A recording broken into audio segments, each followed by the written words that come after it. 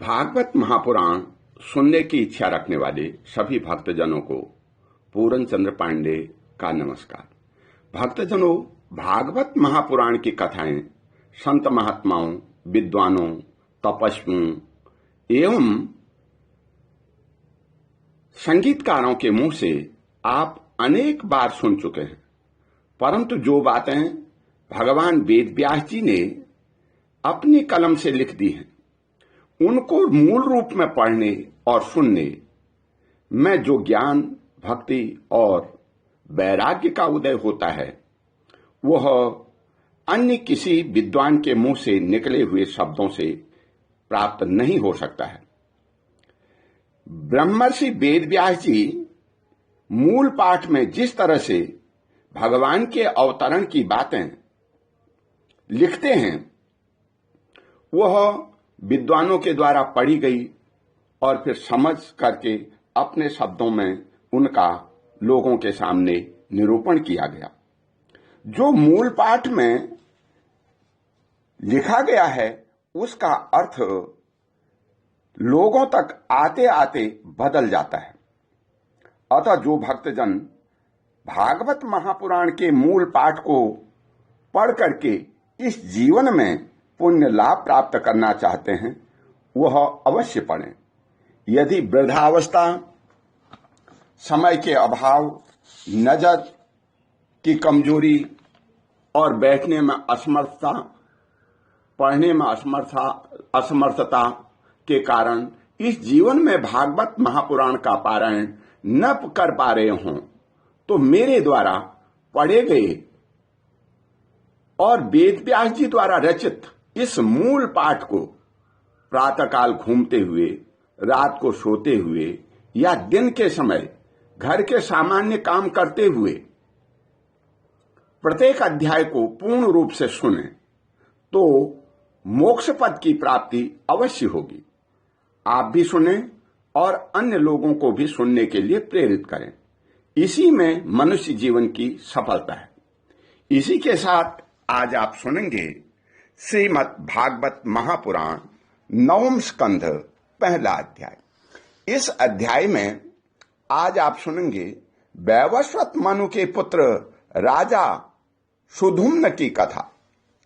राजा परीक्षित ने पूछा, हे भगवान, आपने सब मनवंतरों और उनमें अनंत शक्तिशाली भगवान के द्वारा किए हुए ऐश्वर्यपूर्ण चरित्रों का वर्णन किया और मैंने उनका श्रवण भी किया।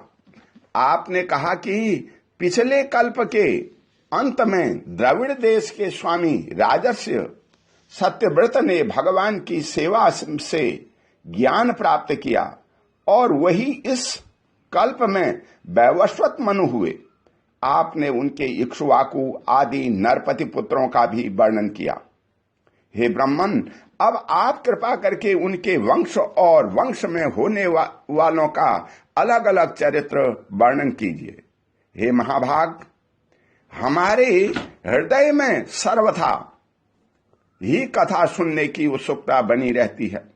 वैवस्वत मनु के वंश में जो हो चुके हैं, इस समय विद्यमान हों और आगे होने वाले हों, उन सब पवित्र कीर्ति पुरुषों के पराक्रम का वर्णन कीजिए।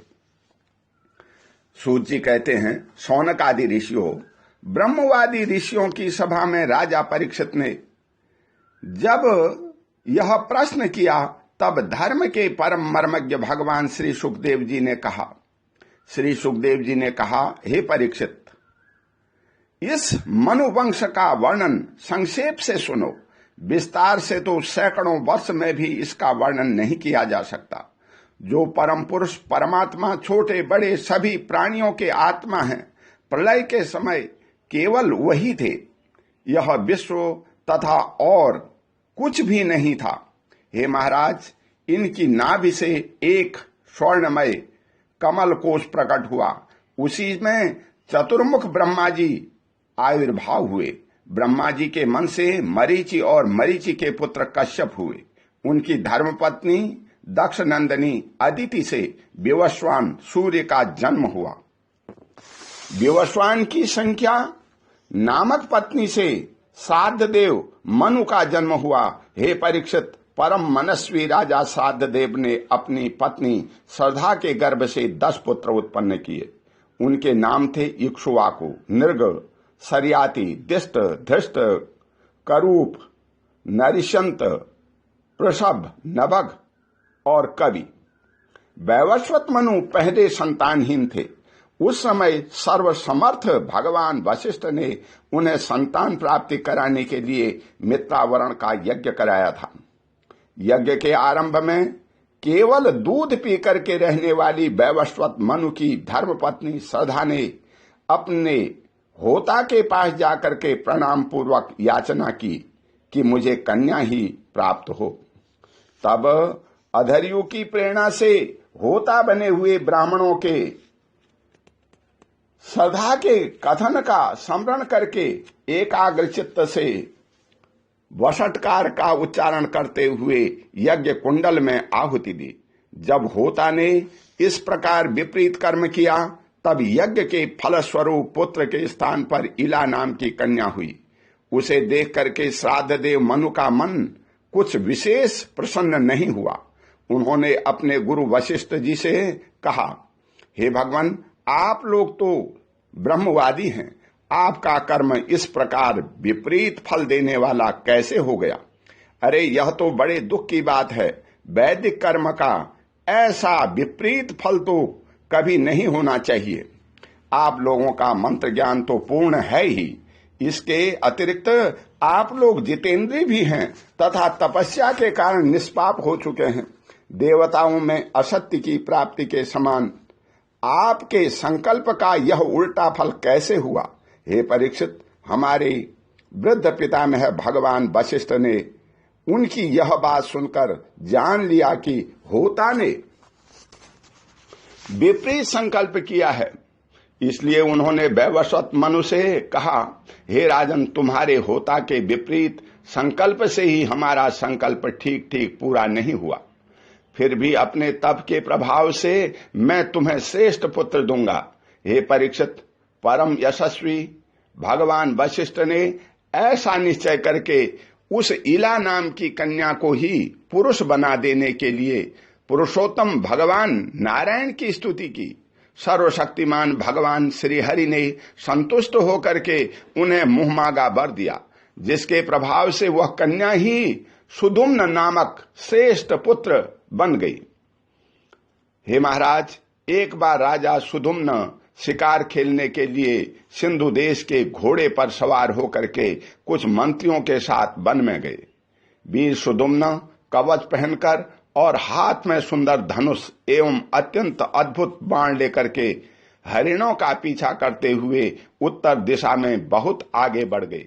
अंत में सुधुम्न मेरु पर्वत की तलहटी के एक वन में चले गए। उस वन में भगवान शंकर पार्वती के साथ विहार करते रहते हैं। उसमें प्रवेश करते ही वीरवर सुधुम्न ने देखा कि मैं स्त्री हो गया हूं और घोड़ा घोड़ी हो गया है। हे परीक्षित, साथ ही उनके सब अनुचरों ने भी अपने को स्त्री रूप में देखा। वे सब एक दूसरे का मुंह देखने लगे। उनका चित्त बहुत उदास हो गया। राजा परीक्षित ने पूछा, हे भगवान, उस भूखंड में ऐसा विचित्र गुण कैसे आ गया? किसने उसे ऐसा बना दिया था? आप कृपा कर हमारे इस प्रश्न का उत्तर दीजिए, क्योंकि हमें बड़ा कौतूहल हो रहा है। श्री सुखदेव जी ने कहा, हे परीक्षित, एक दिन भगवान शंकर का दर्शन करने के लिए बड़े बड़े व्रतधारी ऋषि अपने तेज से दिशाओं का अंधकार मिटाते हुए उस वन में गए। उस समय अंबिका देवी वस्त्रहीन थी। ऋषियों को सहसा आया देख हुए अत्यंत लज्जित हो गई। झटपट उन्होंने भगवान शंकर की गोद में उठ करके वस्त्र धारण कर लिया। ऋषियों ने भी देखा कि भगवान गौरी शंकर इस समय विहार कर रहे हैं, इसलिए वहां से लौट करके वे भगवान नर नारायण के आश्रम पर चले गए। उसी समय भगवान शंकर ने अपनी प्रिया भगवती अंबिका को प्रसन्न करने के लिए कहा कि मेरे सिवा जो भी पुरुष इस स्थान में प्रवेश करेगा वही स्त्री हो जाएगा। हे परीक्षित, तभी से पुरुष उस स्थान में प्रवेश नहीं करते।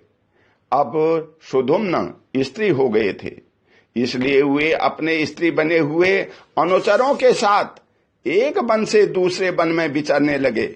उसी समय शक्तिशाली बुध ने देखा कि मेरे आश्रम के पास ही बहुत सी स्त्रियों से घिरी हुई एक सुंदरी स्त्री विचर रही है। उन्होंने इच्छा की कि यह मुझे प्राप्त हो जाए। उस सुंदरी स्त्री भी चंद्रकुमार बुध को पति बनाना चाहती थी। इस पर बुध ने उसके गर्भ से पूर्वा नामक एक पुत्र उत्पन्न किया। इस प्रकार मनुपुत्र राजा सुधुम्न स्त्री हो गए। ऐसा सुनते हैं कि उन्होंने उस अवस्था में अपने कुल पुरोहित वशिष्ठ जी का स्मरण किया। सुधुम्न की इस दशा देख करके वशिष्ठ जी के हृदय में कृपावश अत्यंत पीड़ा हुई। उन्होंने सुधुम्न को पुनः पुरुष बना देने के लिए भगवान शंकर की आराधना की। भगवान शंकर वशिष्ठ जी पर प्रसन्न हुए।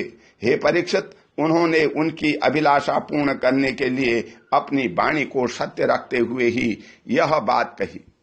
हे वशिष्ठ, तुम्हारा यह यजमान 1 महीने तक पुरुष रहेगा और 1 महीने तक स्त्री। इस व्यवस्था से सुधुम्न इच्छानुसार पृथ्वी का पालन करने लगे। इस प्रकार वशिष्ठ जी के अनुग्रह से व्यवस्था पूर्वक अभीष्ट पुरुषत्व का लाभ प्राप्त करके सुधुम्न पृथ्वी का पालन करने लगे, परंतु प्रजा उनका अभिनंदन नहीं करती थी। उनके 3 पुत्र हुए, उत्कल, गय और विमल। हे परीक्षित, वे सब दक्षिणापथ के राजा हुए। बहुत दिनों बाद वृद्धावस्था आने पर प्रतिष्ठान नगरी के अधिपति सुधुम्न ने अपने पुत्र पुरुरुआ को राज्य दे दिया और स्वयं तपस्या करने के लिए वन की यात्रा की। ओम शांति। बोल श्री कृष्ण भगवान की जय।